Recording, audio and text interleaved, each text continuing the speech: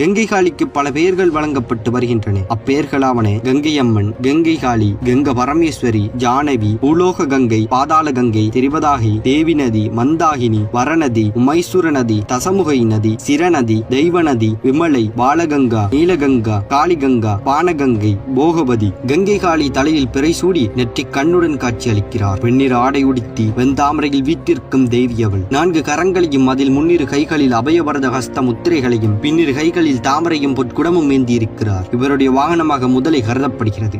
ஆதிசக்தி தாட்சாயினியாக அவதாரம் எடுத்து தட்சனின் யாகத்தில் விழுந்து மாய்ந்தார். அவருடைய பூத உடலை எடுத்து தெரிந்த சிவபெருமானை நிலை கொள்ளச் செய்ய திருமால் உடலை சக்கராயத்தினால் சிதைத்தார். அவ்வாறு சிதைக்கப்பட்ட தாட்சாயினி உடல் பாகங்களில் ஒன்று பர்வதராஜனின் எல்லையில் விழுந்தது. அதை அரக்கர்களிடமிருந்து காக்க பர்வதராஜன் போராடும் பொழுது அவரின் மகளான கங்கையும் துணை புரிந்தார். இதனால் சிவபெருமான் கங்கைக்கு புண்ணியம் மிகுந்த நதியாக இருப்பாய் என்று வரமளித்தார். சிவபெருமானின் வரத்தினால் புண்ணியமான